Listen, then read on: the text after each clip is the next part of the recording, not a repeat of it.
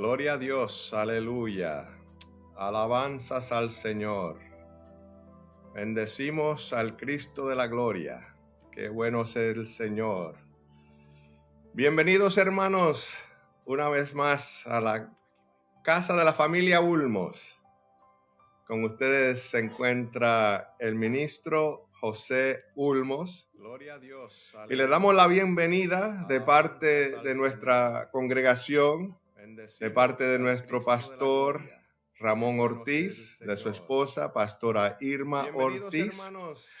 Y nosotros somos parte de la iglesia cristiana Discípulos de Cristo, que se encuentra en 1318 West Oak Street, Kissimmee, Florida, 34741. Y en este día seguimos los estudios en el libro El Discípulo. Y nosotros somos parte de la iglesia. Y en esta hora vamos a cubrir la lección número 27, que era para agosto 30, domingo, pero la estamos dando hoy, septiembre 2. Y en este día les manda saludos también mi esposa evangelista Rosita Ulmos. Bueno, vamos a empezar la clase con una oración.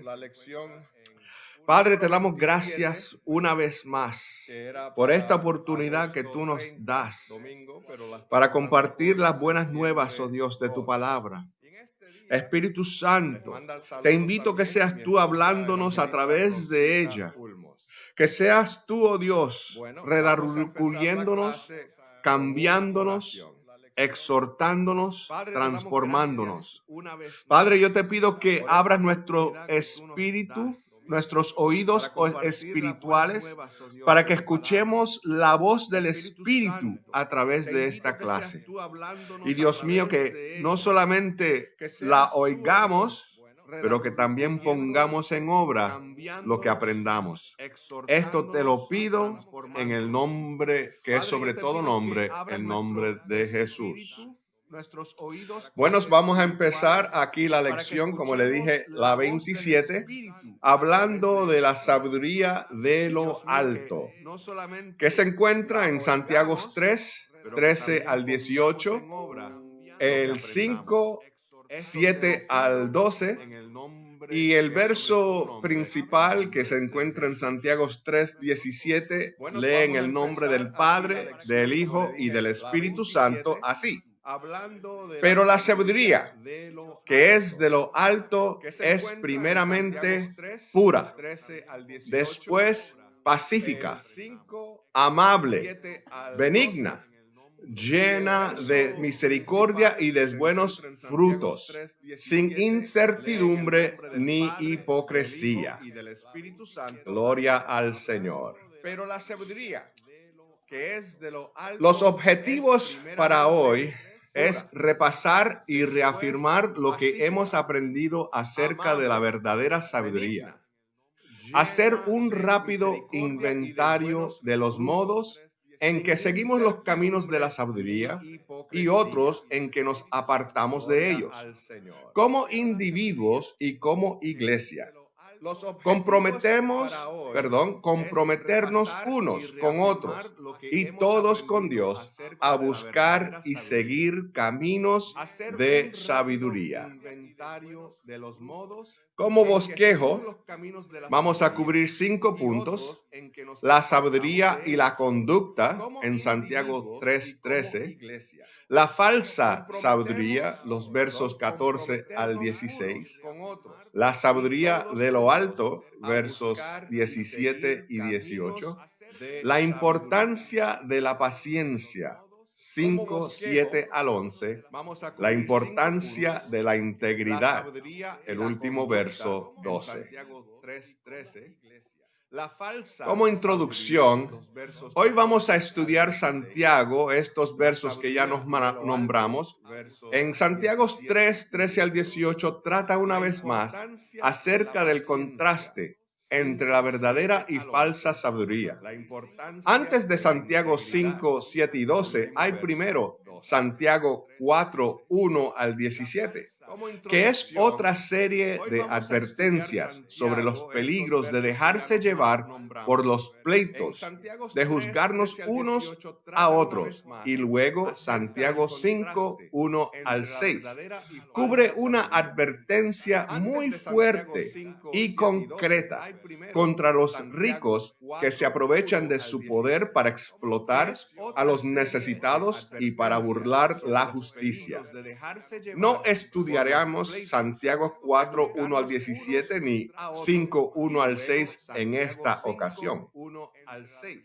Es tras 6 versículos sobre la injusticia de los ricos y el mal que les espera que llegamos a Santiago 5, 7 al 12. Al leerla, puede sernos de ayuda pensar que Santiago se está dirigiendo a hermanos y hermanas que sufren las consecuencias de la que se acaba de decir y se preguntan ¿hasta cuándo Dios va a permitir tales cosas? ¿Y cuándo el Señor volverá para ponerles fin? Ese contexto nos ayuda a entender el llamado a la paciencia que encontramos en Santiago 5, 7 y 8. Pero primero, vamos a empezar la lectura en el verso 13 de Santiago 3, que lee así: ¿Quién es sabio y entendido entre vosotros? Muestre por la buena conducta sus obras en sabia mansedumbre. Aquí volvemos al tema de la sabiduría que nos ha ocupado durante todo este trimestre. Santiago reta o llama a quien piense ser sabio que lo muestre mediante su conducta. Una vez más, la sabiduría no es cuestión de saber mucho, sino de saber cómo emplearlos en plenitud de vida. Hemos visto repetidamente que una de las principales preocupaciones de Santiago es que por falta de sabiduría, los creyentes, en lugar de apoyarse mutuamente, se dividen y se dejan llevar por rencillas y palabras fuertes. Por eso, la mansedumbre es parte esencial de la sabiduría. Aquí mostramos una imagen de Jesús lavándole los pies a sus discípulos. Sabia mansedumbre. Llevamos 3 meses estudiando la sabiduría, primero en Proverbios, después en los Evangelios, ahora por espacio de 5 lecciones en la Epístola de Santiago. Durante este tiempo, hemos hablado mucho acerca de la verdadera sabiduría y de sus caminos, así como de los falsos caminos y el falso atractivo de la necedad. Al cerrar nuestro estudio, es tiempo de hacer un inventario de lo que hemos aprendido, no solamente en cuanto a lo que la sabiduría es, sino sobre todo cómo seguirla y cómo manifestarla en nuestro testimonio al mundo. ¿Sabiduría de Dios o sabiduría del ser humano? ¿Cuál camino estamos escogiendo? La lección de hoy, que se basa en los pasajes casi al final de la Epístola de Santiago, nos ayudará a reflexionar sobre todo lo que hemos discutido y descubierto acerca de nosotros mismos, sobre cómo experimentamos y manifestamos la sabiduría y sobre cómo avanzamos por sus caminos. Nos ayudará a hacer un inventario de lo que debemos corregir o mejorar en ese sentido. Verso 14. Pero si tenéis celos amargos y rivalidad en vuestro corazón, no os jactéis ni mintáis contra la verdad. Frente a tal mansedumbre están los amargos celos y las rivalidades. La palabra que Santiago usa aquí es la que se empleaba para la ambición de los políticos que buscaban puestos más altos. Uno de los principales problemas cuando la sabiduría se entiende en términos de saber mucho es que surgen celos y rivalidades entre los supuestos sabios. Una persona siente celos porque a otra se le da más crédito o se le considera más sabia. Llevada por tales celos amargos, desarrolla un espíritu de rivalidad con esa otra persona. De ahí resulta una contienda a ver quién es más sabio. En realidad, por el hecho mismo de dejarse llevar por tales rivalidades y celos, ambos están mostrando que no son verdaderamente sabios. En consecuencia, quien se jacta de tal clase de sabiduría y se les da de sabio, está mintiendo contra la verdad. La verdad es que tal persona no es sabia. Mientras más sabia pretenda ser, por mucho que sepa, más necia será. Y esto nos trae a la palabra de vocabulario de hoy, que es rivalidad. Esta palabra es griega, que se traduce aquí esercea. Esta es una palabra poco usada en tiempos del Nuevo Testamento. En tiempos anteriores, los autores griegos clásicos la usaban para referirse a la ambición desmedida de quienes hacían todo lo posible por aumentar su poder, su influencia y sus riquezas a cualquier costo. Era una palabra muy despectiva que implicaba corrupción y abuso. Quien se dejaba llevar por esa ambición estaba dispuesto a decir cualquier mentira a fin de lograr lo deseado. Nótese que en el pasaje de Santiago hay una relación entre ese vicio y lo que él llama mentir contra la verdad. Esto nos da una idea de la seriedad con que Santiago veía la presencia de tal males en el seno de la iglesia. Llegamos al verso 15. ¿No es esta la sabiduría que desciende de lo alto, sino que es terrenal, animal, diabólica? Tal sabiduría es falsa. No desciende del cielo. Recordemos lo que hemos visto repetidamente, que la sabiduría es don de Dios. Aquí Santiago le va dando una serie de 3 apelativos, cada uno peor que el anterior. Esa sabiduría es terrenal, animal y diabólica. Decir que es terrenal es una reafirmación de que no viene del cielo. Decir que es animal no quiere decir que es propia de la bestia o animales. En realidad, los animales no pretenden tener sabiduría. Lo que quiere decir es que es natural, que proviene del ser humano, que no está inspirada por el espíritu. Que es diabólica quiere decir que es inspirada por los demonios, que es lo que el texto griego dice literalmente. Verso 16. Pues, donde hay celos y rivalidades, allí hay perturbación y toda obra perversa. Si nos encontramos teniendo celos y rivalidades, miren lo que dice ahí en este texto. Allí hay perturbación y obra perversa. Hermanos, esto es serio. Quizás no habíamos entendido el peligro que celos y rivalidades nos traen. Miren lo que dice ahí. Los celos son una enfermedad. Espero que te mejores. En el pasaje de hoy se combinan por una parte el tema de la verdadera sabiduría y cómo distinguirla de la necedad. Por otra, los temas que tanto le interesan a Santiago, las divisiones, los chismes y los celos en la comunidad de los creyentes.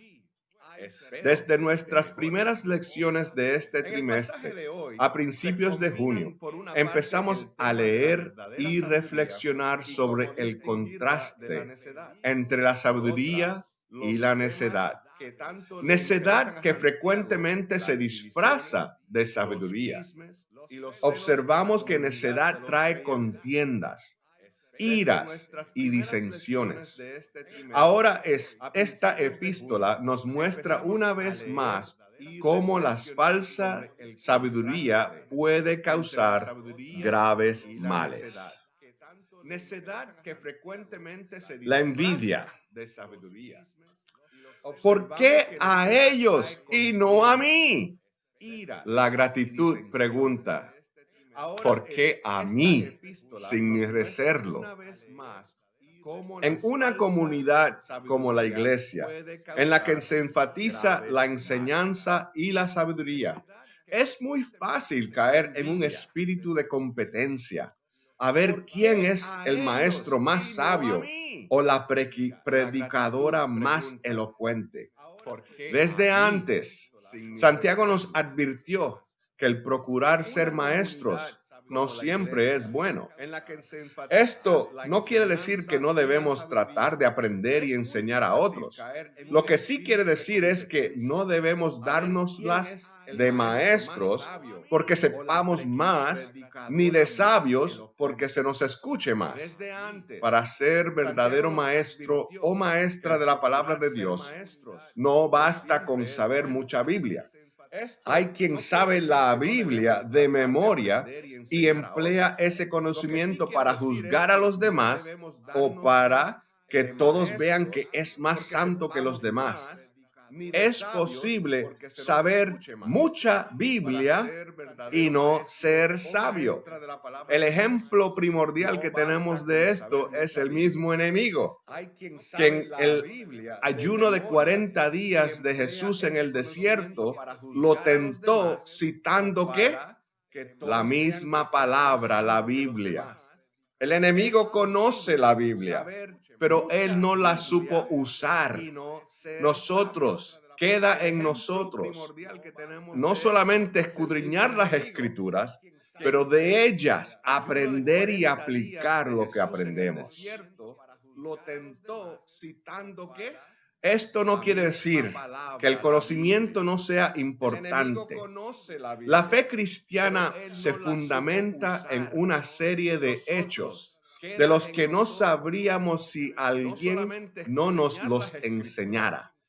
Esa enseñanza nos puede venir directamente de una persona o indirectamente a través de la Biblia. De una manera u otra, tenemos que aprenderla. No es cuestión de contentarnos con la ignorancia para no correr el peligro de ser falsamente sabios. Si alguien ha leído centenares de libros de Biblia y de teología, pero no da muestras de amar al prójimo, sino que entra en rivalidades con otros eruditos, esa persona sabrá mucho, pero no será verdaderamente sabia, en el sentido en que Santiago y la Biblia entienden la sabiduría. Si el maestro o maestra de escuela dominical sabe mucha Biblia, pero humilla a los miembros de la clase, sabrá mucho, pero no será en realidad una persona sabia. Verdaderamente sabia. En el sentido en que Santiago... Continuamos con la lectura en Santiago capítulo 3, versos 17 y 18. Pero la sabiduría que es de lo alto es primeramente pura, después pacífica, amable, benigna, llena de misericordia y de buenos frutos, sin incertidumbre ni hipocresía. Y el fruto de justicia se siembra en paz para aquellos que hacen la paz. En contraste, la sabiduría que viene de lo alto tiene una serie de características importantes. No es solamente pura en el sentido de ser correcta. Se caracteriza por su espíritu pacificador, por sus frutos y por su sinceridad. En este punto, Santiago parece inspirarse en Proverbios 3:17, donde dice en cuanto a la persona sabia que sus caminos son caminos agradables y en todas sus veredas hay paz.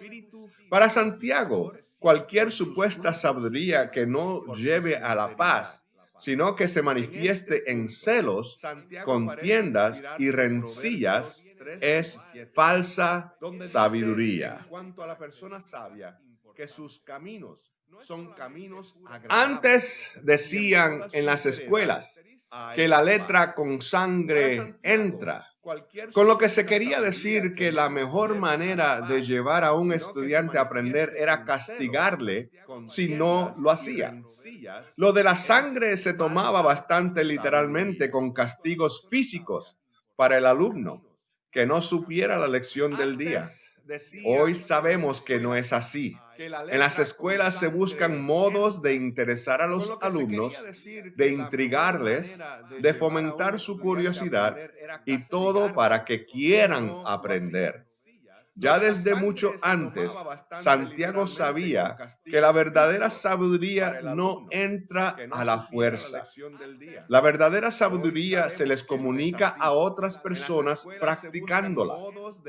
Esto incluye benignidad, humildad y una actitud no beligerante.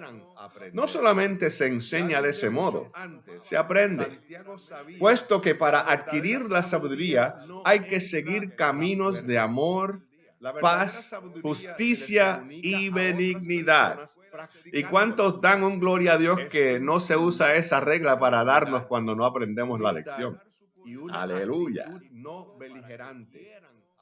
Cada persona tiene que hacer todo lo que pueda por aprender, pero al mismo tiempo recordar que lo más importante no es lo que sepamos, sino cómo lo que sabemos se aplica a la vida de cada día.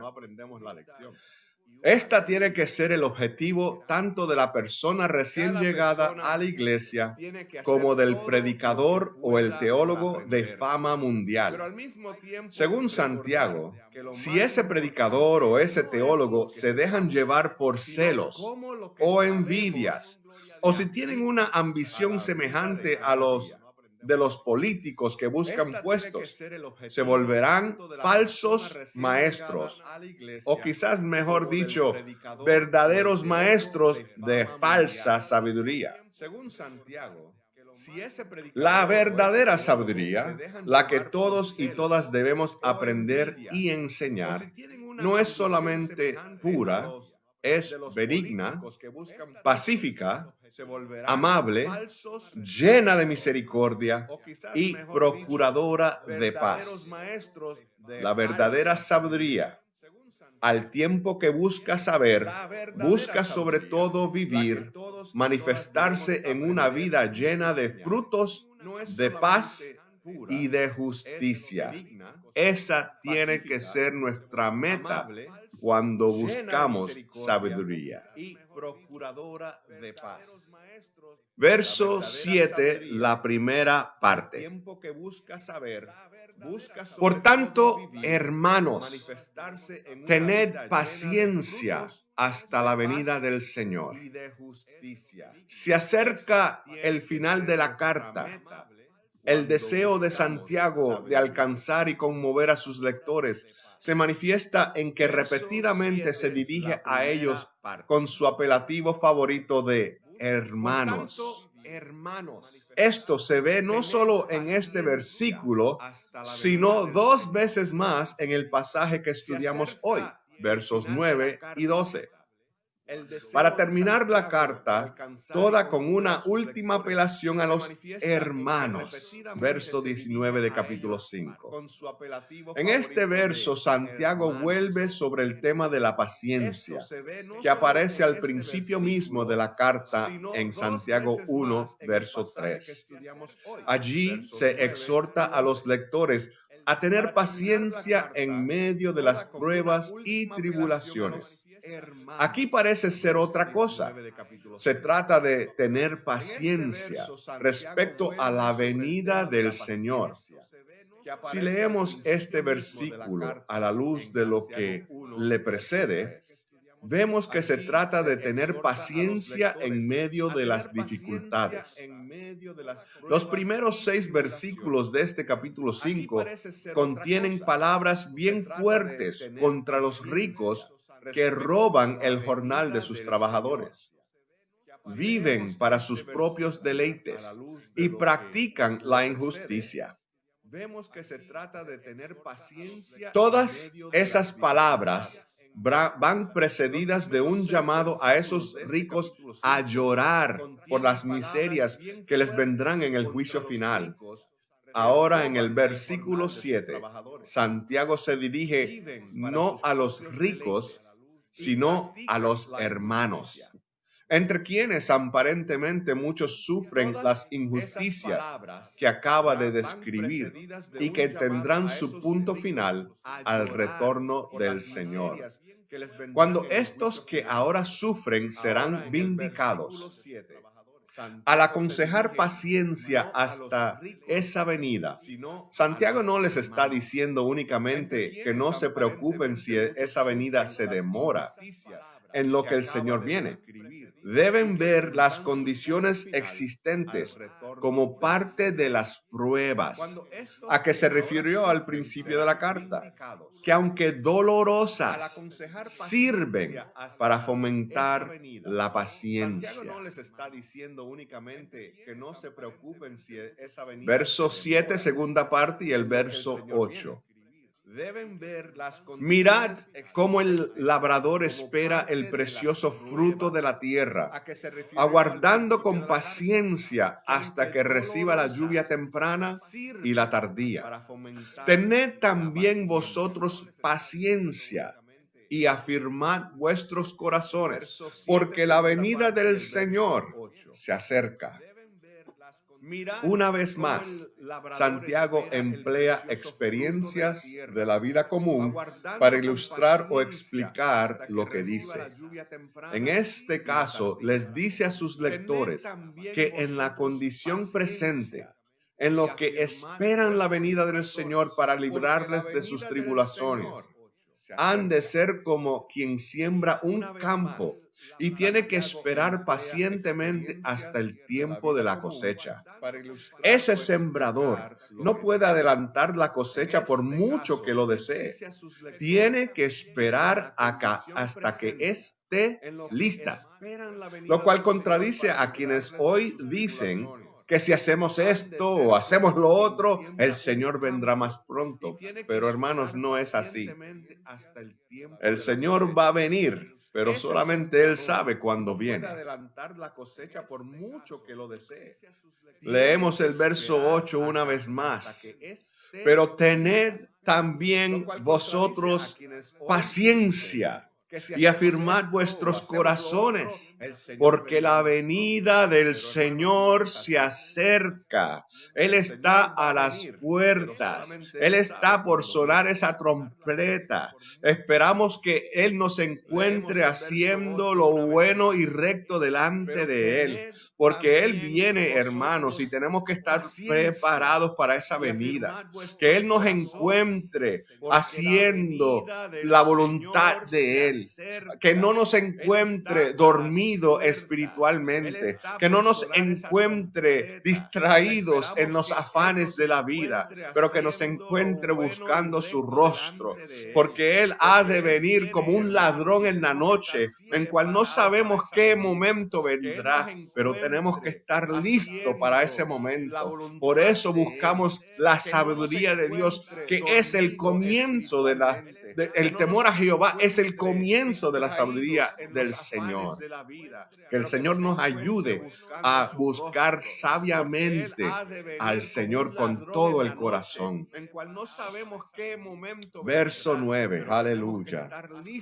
Hermanos, no os quejéis unos contra otros, para que no seáis condenados. El juez ya está delante de la puerta. Insistiendo en el punto principal de que la verdadera sabiduría se manifiesta en la paz, Santiago amonesta a sus lectores a no quejarse unos de otros. Permiso. Para que no seáis condenados. Espero que no se quejaron de mí por tomar agua. Santiago amonesta a sus lectores a no quejarse unos de otros. Quien tal hace se condena a sí mismo. Esto nos recuerda las palabras de Jesús. No juzguen para que no sean juzgados. Porque con el juicio con que juzguen serán juzgados. Y con la medida con que midan se les medirá. Lo que Santiago hace es recordarles a sus lectores que si ellos se dejan de los demás, si ellos se quejan de los demás, Dios tendrá quejas contra ellos. Con el juicio con que juzguen serán juzgados. Verso 10. Hermanos míos, tomad como ejemplo de aflicción y de paciencia a los profetas que hablaron en el nombre del Señor. Verso 11. Nosotros tenemos por bienaventurados a los que sufren. Habéis oído de la paciencia de Job y habéis visto el fin que le dio el Señor, porque el Señor es muy misericordioso y compasivo. Santiago ilustra lo que dice con ejemplos. En este caso se trata de ejemplos en la historia de Israel. Recordemos lo que dijimos en la primera lección de este trimestre, en el sentido de que la sabiduría se adquiere en parte de la tradición de las generaciones anteriores. Estos dos ejemplos son, primero, el de los profetas en general y segundo, el de Job, quien fue modelo de paciencia. Es la paciencia de esos antepasados en la fe la que ha de ser tomada como ejemplo a seguir. Verso 12. Sobre todo, hermanos míos, no juréis ni por el cielo, ni por la tierra, ni por ningún otro juramento, sino que vuestro sí sea sí y vuestro no sea no, para que no caigáis en condenación. La amonestación a no jurar aparece en el sermón del monte en Mateo 5, 34 y 37. Aunque no exactamente con las mismas palabras, aquí se declara que los creyentes no han de jurar, sino que con su sí y su no debe bastar. La amonestación a no jurar. Santiago sabía otra cosa que a veces los creyentes tratamos de olvidar.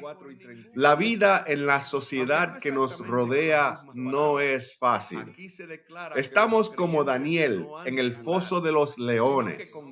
Aún en una sociedad que se llama cristiana, muchos de sus valores se oponen a la sabiduría cristiana. En tiempos de Santiago y hoy, esa diferencia de valores bien podía llevar a conflictos y tribulaciones. La sociedad se maneja sobre bases de competencia, envidia y ambición. Santiago lo sabe y por eso habla de la necesidad de tener paciencia y practicar la sabiduría aún en medio de este mundo en que se alcanzan honores mediante la ambición desmedida, humillando a quienes buscan los mismos honores y hasta mintiendo. Recordemos lo que dice Santiago sobre el poder de la lengua. Santiago sabe que la iglesia es parte de esa sociedad. El chisme, las palabras airadas aparecen en la vida de la iglesia también. En la iglesia confundimos la sabiduría con el conocimiento, el decir mucho con el ser sabio, el que muchos nos sigan con la verdad de lo que decimos. En vista de todo esto, debemos preguntarnos, ¿qué hemos aprendido y cómo hemos cambiado a través de nuestros 3 meses de estudio sobre la sabiduría? ¿Qué señales de verdadera sabiduría vemos entre nosotros y nosotras, tanto en nuestra iglesia como en nuestra clase? ¿Qué señales vemos o qué peligros corremos de dejarnos llevar por una falsa sabiduría que no lleve a la paz o que no dé buen testimonio de nuestra fe a la sociedad en que vivimos?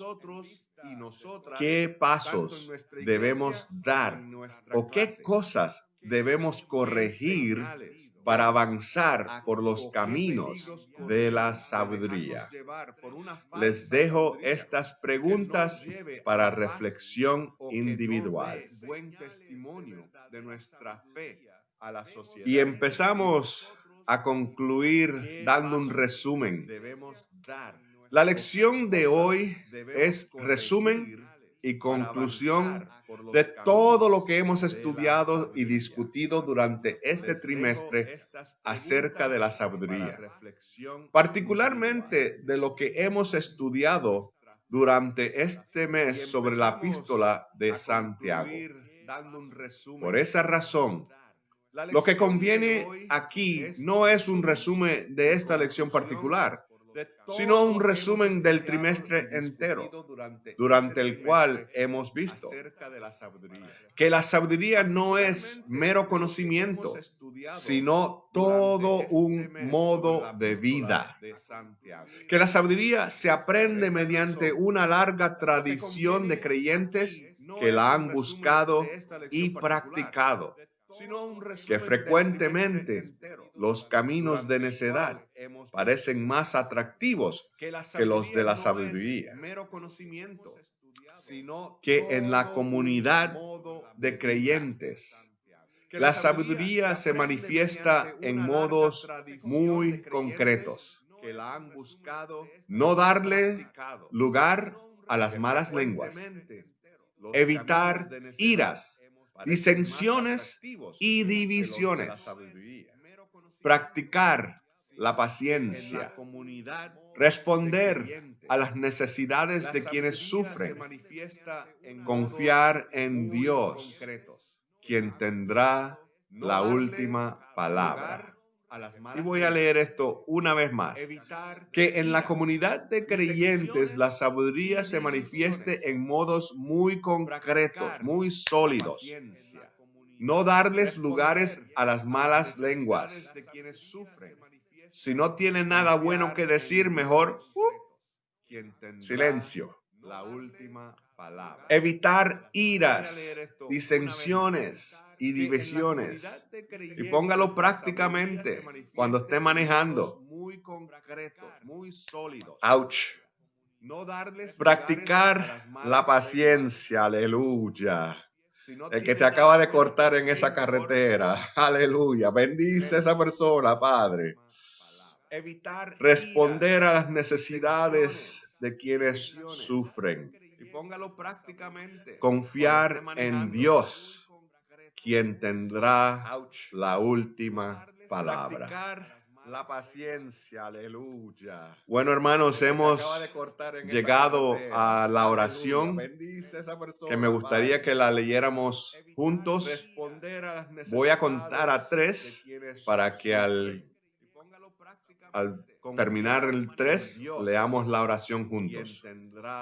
Y después yo oraré para despedirnos. 1. 2 y 3. Gracias, Dios nuestro, porque nos enseñas sabiduría a través de tu palabra, de la comunidad de la iglesia y de una larga cadena de personas sabias. Perdona nuestras necedades cuando nos apartamos de tus caminos de sabiduría. Derrama el poder de esa sabiduría sobre tu iglesia, de modo que pueda dar fiel testimonio de tu verdad y sabiduría. Todo esto te lo pedimos en el nombre de tu sabiduría hecha carne, Jesucristo, nuestro Señor. Amén. Vamos a orar, hermanos. Padre, estamos agradecidos que tú nos has traído este estudio de sabiduría.